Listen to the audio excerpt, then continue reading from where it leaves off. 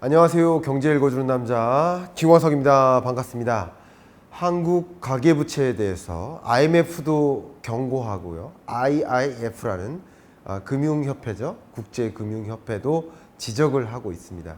정말 한국 가계부채 이대로 안전한 것인가 한번 진단해보는 시간을 갖도록 하겠고, 어디가 가계부채가 문제라고 한다면 도대체 무엇이 문제인가를 명확히 짚어볼 필요가 있지 않을까 의견을 좀 드려보고 싶습니다. 이 코로나19의 충격으로 2020년에 특히 자영업자 여러분들, 소상공인 여러분들 매출이 안 일어나잖아요. 문은 닫아야 되잖아요. 가게를 다 문 닫을 수도 없는 것이고, 매출이 일어나지 않은데 운영자금은 계속 들어가니까 운영자금 마련을 위해서 빚에 기대어서 계속 사업을 영위했었습니다. 또 코로나19 이후에 막대한 유동성이 풀리면서 또 많은 투자자들이 주택 매수에 나서죠. 집값이 폭등합니다. 집값이 폭등하지만 역시 빚에 기대어서, 많은 빚에 의존해서 집을 매수하기에 이르기 때문에 역시 코로나19와 함께 빚의 규모가 계속 늘어나고 있는 국면이었다. 빚에 대한 부담이 가중되는 것이다. 거기에 이제 2022년부터 고금리 시대가 찾아오면서 이자 상환 부담마저 가중되는 그런 경로에 놓여 있다. 물론 이 빚이란 무엇인가? 사실 빚이 없다면, 보세요. 이 사람이 빚을 주지 않는다면 우리가 이게 오렌지인가요? 감인가요? 감을 따먹을 수 없어요. 내 손에 안 닿아요. 근데 은행이 이 나뭇가지를 이렇게 구부러뜨려 준다면 이 감을 따먹을 수 있게 되는 거죠. 이게 뭡니까? 이게 빚인 거예요. 지금 현재로서는 내가 이 감을 따먹을 수 없지만 빚에 기대어서는 투자를 할 수 있고, 빚에 기대어서는 사업을 할 수가 있고, 빚에 기대어서는 소비를 할 수 있는 거예요. 다만 무리한 빚에 의존을 하다 보면, 무리하게 빚을 지다 보면 이 감을 따먹을 수는 있지만 이 이후에는 나뭇가지가 부러질 수도 있다. 그리고 추가적으로 더 나무를 구부러뜨릴 수가 없기 때문에 이 몇 개의 감은 따먹을 수 있지만 그 밖에 다른 감은 따먹을 수가 없겠구나. 이 빚이라는 것은 미래에 영위할 수 있는 소비를 현재 소비로 앞당겨서 하는 거예요. 맞죠? 지금은 소비할 수 없어요. 빚을 지어서 미래 소비를 아껴서 현재 소비로 바꾸는 거예요. 그럼 미래 소비는 어떻게 될까요? 위축될 수가 있겠죠. 그러니까 빚이라는 것은 상당한 경제적인 관점에서 긍정적인 요소도 있지만 부정적인 요소도 있겠구나. 저도 23년 경제 전망에서도, 그리고 21년, 22년 경제 전망에서도 계속 빚을 가지고 강조를 해왔고, 사실 어려운 경제 국면에 놓일 때는 빚이라는 것은 항상 따라다닌다. 가계부채라는 것은 항상 따라다닌다 라고 말씀드렸고, 가계부채에 대한 명확한 이해, 진단이 필요하다라고 말씀드리면서 이 15분 경제 특강의 14가지 특강 중 주제 중에 하나가 역시 가계부채 특강인 거죠. 오늘 이 가계부채를 주제로 여러분께 명확하게 가계부채를 어떻게 진단할 것인지 설명드려 볼 수 있도록 하겠습니다. 제가 이 시론을 썼던 게 2020년 7월입니다. 이때는 뭐를 강조했냐면, 코로나19 한참 진행 중일 때 가계의 빚, 또 정부의 빚, 기업의 빚, 그러니까 이거 뭡니까? 가계, 기업, 정부 3대 경제 주체가 모두 빚에 굉장히 억눌리고 있다. 빚에 의존해서 나라 살림을 하고, 빚에 의존해서 기업 경영을 하고, 또 빚에 의존해서 가게 살림을 하다 보니까 결국 이게 굉장한 위험 요인이 될 수 있다라는 것을 저도 경고의 메시지를 던진 겁니다. 특히 21년 7월 1년 만에 이제 가계부채를 가지고 조명을 했고요. 가계부채 문제, 이게 부실이 나비 효과가 될 수 있다. 나비 한 마리의 이 펄럭임, 날개짓이 지구 반대편의 폭풍으로 전개될 수가 있다라는 것을 강조한 바가 있는데, 역시 이번에 발간된 IMF에서도 글로벌 파이낸셜 스테빌리티, 세계 금융 안정 보고서 상에서 한국 경제를 지적을 했고요. 역시 IIF 금융협회죠. 세계 혹은 국제금융협회 IIF에서도 글로벌 뎁 모니터라는 보고서를 발간하는데 부제가 뭐냐면 crack in the foundation, 기초에 금이 갔다라는 표현을 했습니다. 기초에 금이 가면 어떤 일이 발생할까요? 네, 그렇게 비유를 하고 있습니다. 그리고 콕 집어서 한국 경제를 지적하고 있는데 어떤 내용인지 여러분께 말씀드리고 가계부채 문제의 본질이 무엇인지 소상히 밝혀드릴 수 있도록 해보겠습니다. IMF의 한국 가계부채 경고의 메시지를 던집니다. IMF의 부채 경고는 뭐냐면 채무상환 비율이에요. 이 채무상환 비율은 뭐냐면 여러분 분모에 가처분 소득을 놓으세요. 그리고 분자에는 원금과 이자 상환액, 원리금 상환액을 놓으세요. 이게 뭡니까? DSR, 채무상환 비율입니다. Debt Service Ratio 이렇게 표현합니다. 이게 뭐냐면 가구의 처분 가능 소득이 1,000만 원이에요. 근데 원금과 이자를 매월 갚는데 그 소득 1,000만 원 중에 200만 원을 원금과 이자 상환하는 데 써요. 그럼 그 채무상환 비율이 몇 %예요? 20%가 됩니다. 근데 이 비중이 높아지면 높아질수록 소득의 절대적인 비중을 빚 갚는 데 쓴다. 이렇게 설명해 드릴 수 있겠죠. 그런데 우리나라의 채무상환 비율이 보이시죠? 2007년 기준이 이 선 그래프예요. 그죠? 2007년과 비교했을 때 2021년, 2022년 더 올라가 있죠. 근데 대부분의 나라들은 2007년 글로벌 금융위기 이전입니다. 이전과 비교했을 때 내려가 있죠. 대부분 내려가 있는데 코리아, 한국은 더 올라가 있고, 그죠? 그리고 또 어떤 나라들이 바그래프보다 올라가 있나요? 벨기에도 올라가 있죠. 프랑스도 올라가 있죠. 그리고 스웨덴도 올라가 있죠. 이 4개 나라가 채무상환 비율이 올라갔다. 그러니까 빚을 갚을 수 있는 능력이 손실되고 있다라고 지적했고요. 이 4개 나라 중에서도 유독 2007년과 비교해서 그 증가한 폭, 채무상환 비율이 증가했잖아요. 증가폭이 유독 높은 나라가 한국과 스웨덴이다. 그러니까 스웨덴과 한국은 유독 빚 권하는 사회이기 때문에 영끌에서 투자하는 사회이기 때문에 비투하는 사회이기 때문에 그리고 자영업자 비중이 높은 우리나라는 사업을 영위하기 위해서 운영자금 마련을 위해서 빚에 의존하고 있는 사회이기 때문에 그 빚을 갚기 위해서 또 다른 빚에 의존하는 사회이기 때문에 채무상환 비율이 유독 더 많이 올라갔다. 그래서 갚을 능력이 상실되어 가고 있다라고 표현하고 있습니다. 이게 바로 IMF가 던진 한국 가계부채에 대한 경고입니다. IIF는 가계부채 규모 자체를 놓고 경고의 메시지를 던졌습니다. 실제 가계부채 규모를 어떻게 비교할 수 있나요? 자, 이렇게 보시면 나라의 경제 규모가 커지면 커질수록 빚의 규모가 클 가능성이 높지 않을까요?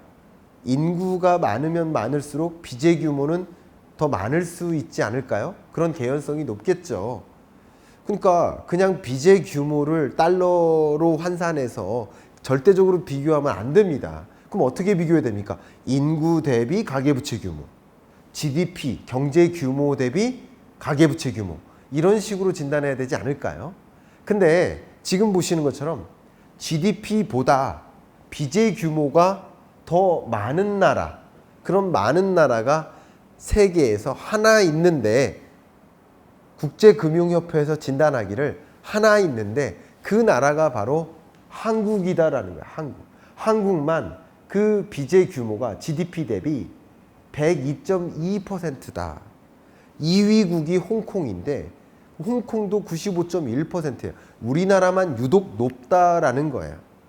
한국은행이 최근에 총재께서 뭐라고 표현했냐면 이 GDP 대비 빚의 규모를 80%로 낮출 필요가 있다라는 이야기를 했는데 그럼 GDP가 분모에 있고 가계빚이 분자에 있으니까 결국 이것을 102.22%에서 80%로 낮춘다는 얘기는 어떻다는 얘기죠?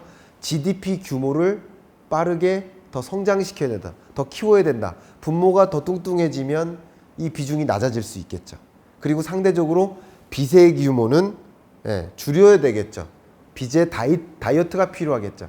그러니까 빚의 규모는 더 늘리지 않으면서 상대적으로 경제 규모는 키우면 80%로 떨어뜨릴 수 있겠죠. 그래야 안정화될 수 있겠다. 가계부채 불안에서 좀 해소될 수 있겠다라고 얘기한 것이죠. 일리가 있는 표현이라고 저는 생각을 합니다. 그런데 우리나라의 가계부채 규모를 보면 약 1900조 시대에 도래했습니다.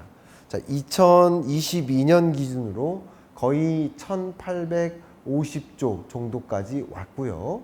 그리고 23년 1분기 기준으로는 뭐 1900조가 안 되지만 제가 생각하기에 2분기, 3분기, 4분기 누적치로 본다면 23년에 1900조를 돌파하지 않을까 이런 생각을 하고 있습니다. 그런데 이 가계부채 문제 정말 폭탄처럼 터질까?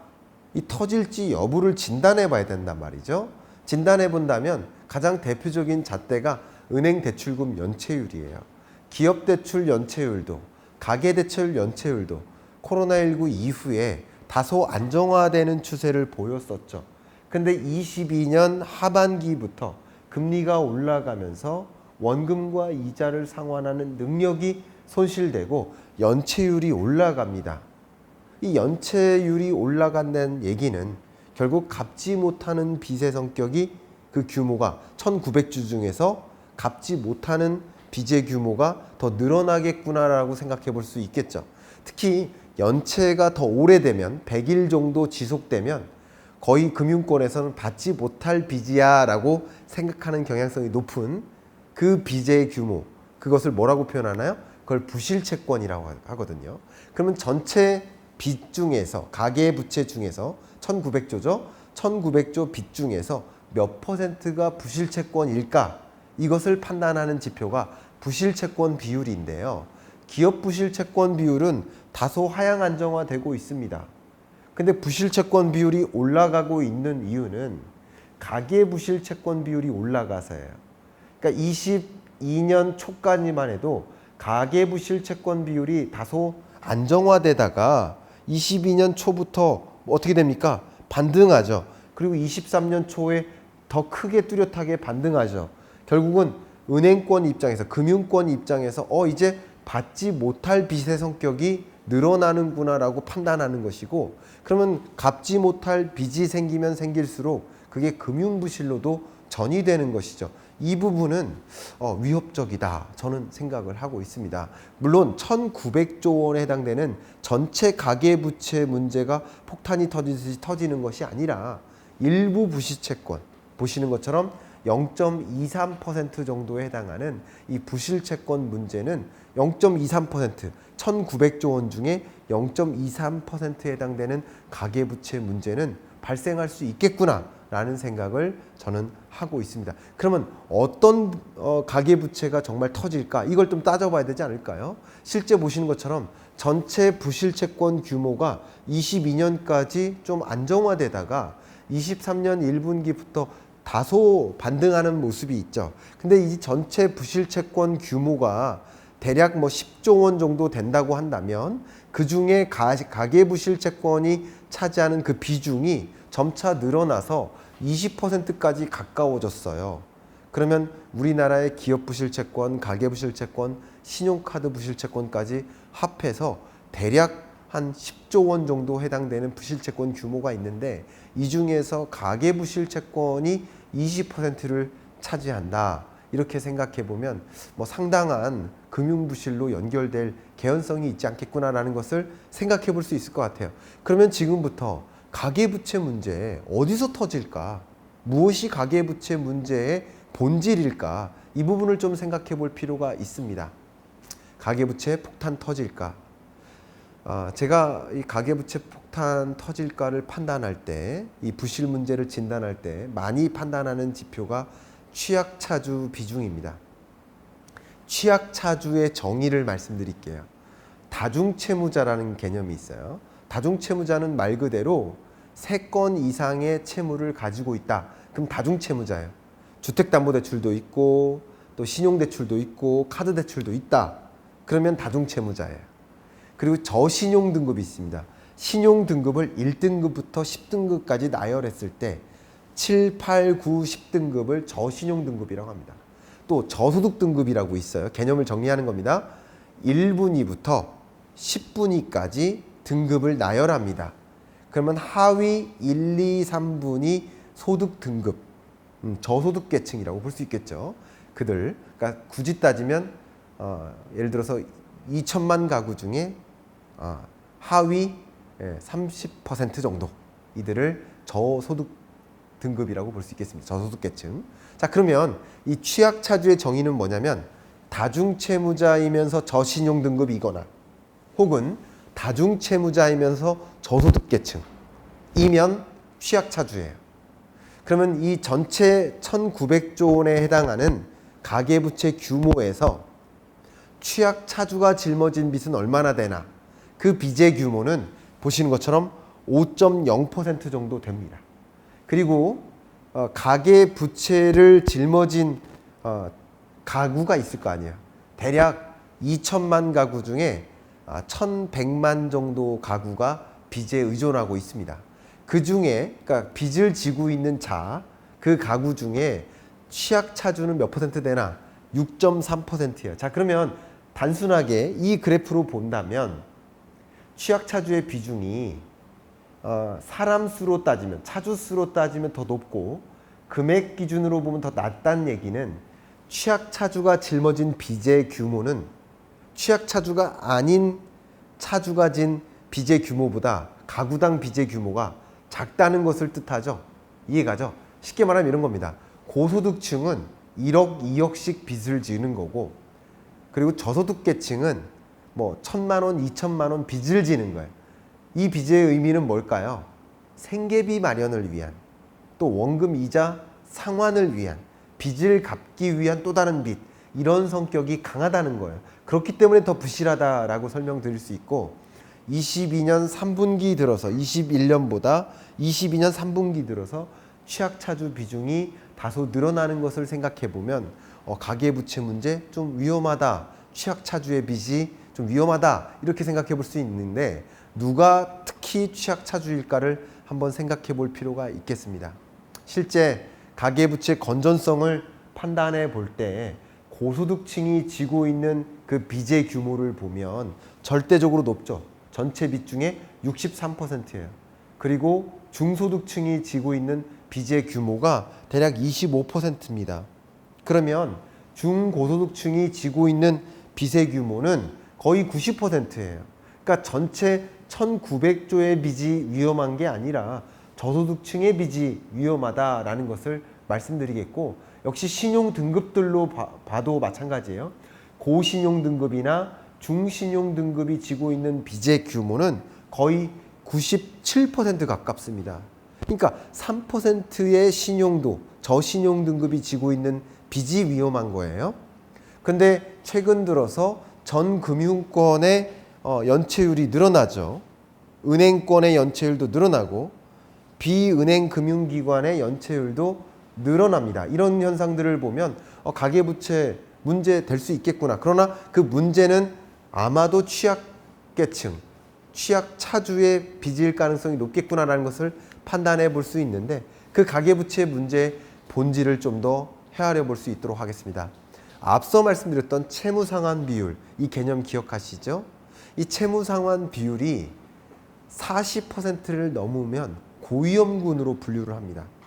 앞서 말씀드렸던 그 저소득계층은 10분위로 나눴을 때 1, 2, 3분위라고 말씀드렸는데 지금 보여드리는 제 분석 툴은 5분위로만 나눈 거예요. 1분위부터 5분위까지예요. 그럼 그 중에서 5분위는 초고소득층인 거고요. 1분위는 안타깝지만 초저소득층에 해당됩니다. 근데 채무상환 비율이 40%를 넘어서면 고위험군으로 분류하는데 누가 고위험군입니까? 1분위와 2분위. 저소득층이 고위험군이고요. 또 중요한 것은 3분위 중소득층이나 4분위 5분위는 채무상환 비율이 21년보다 22년에 더 떨어지고 있는 모습이에요. 근데 1분위, 2분위 저소득층은 그마저도 더 올라가고 있죠. 특히 1분위는 이미부터 고위험군이었는데 고위험군의 비중이 더 늘어나고 있다. 소득이 월 가구 소득이 100만 원인데 53만 원을 빚 갚는 데 쓰고 있다. 이렇게 해석해 볼 수 있겠고요. 2분위의 경우에는 사실 고위험군까지는 아니었는데 고위험군으로 신규 진입한 가구들이 많아졌다. 이렇게 생각을 해보면 사실상 가계부채 문제의 본질은 1900조라는 가계부채 규모의 문제가 아니라 가계부채 질의 문제가 있다. 왜냐하면 1분위, 2분위가 짊어진 빚의 규모는 그렇게 크지 않기 때문이다 라는 말씀을 드립니다. 또 종사상 지위별로 보면 상용근로자냐 임시 일용근로자냐 이 둘의 집단을 임금근로자라고 합니다. 그리고 임금근로자가 아닌 비임금근로자, 자영업자가 또 있겠죠. 이들의 채무상환 비율을 보신다면 특히 어느 계층의 채무상환 비율이 올라간다는 것을 확인할 수 있으니까 임시 일용근로자, 그러니까 직업이나 종사상 지위별 특징을 보아도 임시 일용근로자, 가장 근로 안정성이 떨어지고 소득 안정성이 떨어지는 계층의 빚이 불안하구나라는 것을 확인해 볼 수 있고, 이 취약계층의 빚은 1900조 원 중에 절대적인 비중이 아닐 것이다. 극히 일부에 해당될 것이다. 그러나 그 빚의 규모가 절대적으로 부실할 수 있겠다. 그러면 가계부채 문제의 본질을 제대로 파악하시고 그 본질의 문제를 해결하는 데 집중한다면 취약계층, 또 저소득계층, 임시 일용근로자 이들의 채무상환 능력을 어떻게 보존할 것인지 그런 방안을 놓고 고민하시면서 우리 가계부채 문제 대책을 마련하는 것이 바람직한 정책의 방향성이지 않을까. IMF, IIF 그리고 그 밖에 여러 국제기구의 경고를 그냥 흘려 듣는 것이 아니라 정말 중요한 지적이겠구나라고 받아들이고 정말 신중하게 가계부채 대책을 이 본질의 문제, 가계부채 본질, 그 본질의 문제를 해결하는 데 집중하는 그런 우리 정부의 대응이 될 수 있도록 의견도 드리면서 이번 주 경제 읽어주는 남자 마무리하겠습니다. 감사합니다.